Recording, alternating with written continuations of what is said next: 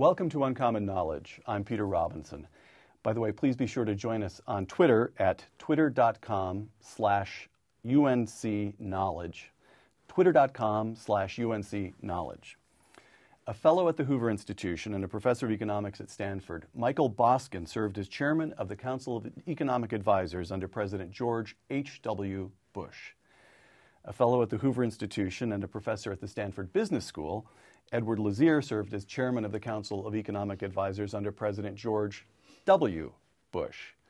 Mike and Ed, welcome. Thank you. Good to see you, Peter. Pleasure to be here. On a scale of 1 to 10, 1 representing not a chance and 10 representing it'll happen for sure, how likely is it that the United States of America will become another Greece?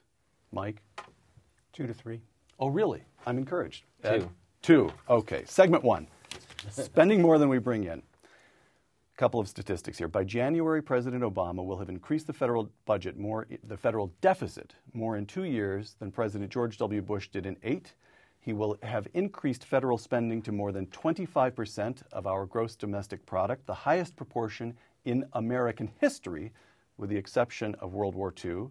And he will have raised the annual deficit to some $1.4 trillion, more than 3 times the previous record set while you were chairman of the CEA in 2008.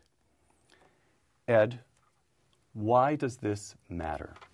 Well, it matters for 2 reasons. First of all, right now we're talking about a very large deficit. And that tends to be the focus. When people in Washington talk about the budget, they tend to focus on the deficit.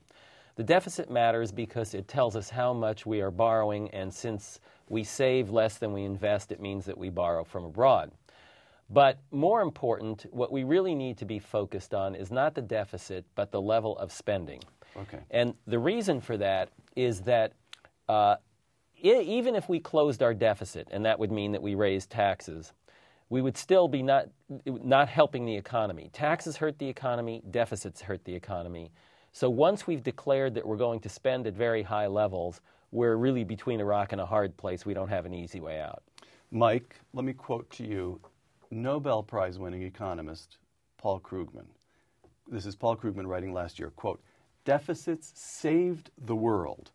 In fact, we would be better off if governments were willing to run even larger deficits over the next 2 years." I think that's silly. First of all, there are 2 components to the deficit. One happens automatically in a recession. Receipts fall, especially because we have a very progressive income tax. They fall a lot. Some unemployment compensation goes up and some other transfer payments go up, but mostly taxes fall a lot more than income. So disposable income falls less than before tax income, and that helps cushion the economy. That was actually twice as large, maybe 3 times as large in effect as the discretionary stimulus. The discretionary stimulus, both the modest one in 2008, which President Bush and the Congress did in the spring, and President Obama's $862 billion $862 billion so-called stimulus bill passed in early February of 2009 helped the economy hardly at all. There was no big multiplier. If you plot consumer spending against when disposable income changed, there's very little effect. Can I just ask, very small effect. This is not saying that the multiplier was mistaken sort of ex ante. The figures are in. You've looked at the data. This is sort of purely empirical now. It just didn't work. Yeah, is that fair? I think it's fair to say you can't go back and rerun the economy. Right, of course. So you've got to suppose what the counterfactual was. Would the Federal Reserve have done exactly the same thing? What would consumers have done, et cetera? But in a wide array of sensible models, it turns out that multipliers turn out to be pretty small, and that the numbers that most serious economists work with are numbers between 0.5 and 1, not well over 1 as the administration has assumed. And they happen to be larger for tax cuts, especially those that tend to be longer lived, and especially those that tend to be on marginal rates, than for much of spending, a fact that was demonstrated in the research of Christy Romer, Obama's own economic advisor. Okay, we'll return to her. Ed, Let me just follow on that, ahead. because I think Mike makes a very important point, and one that I agree with. Probably the best evidence that we see from 2009 as far as the stimulus and its effect is that if you look at what caused the economy to turn around, and it did turn around in 2009, no doubt about it, in the first quarter of 2009, GDP fell by 6 percentage points. That's big. That's huge.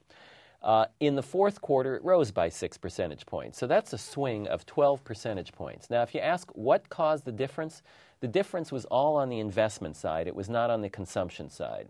So investment fell off a cliff in the first quarter of 2009. Investment fell by 50%. And we knew that at the time. Oh, we knew it. We knew that investment was dropping much more sharply than consumer spending. That's right. And then after the fourth quarter of 2009, investment picked back up. Now, why is that? Well, I would argue that much of that had to do with the end of the cause of the recession. The cause of the recession was the financial crisis that occurred primarily in the autumn of 2008. We didn't know it at the time, but the financial crisis, the crisis per se, was probably over by the end of that quarter, by the end of autumn of 2008. That didn't mean that the financial markets had recovered. They surely hadn't. But in terms of crisis, in terms of the kinds of things that we were worried about back in September, those were gone.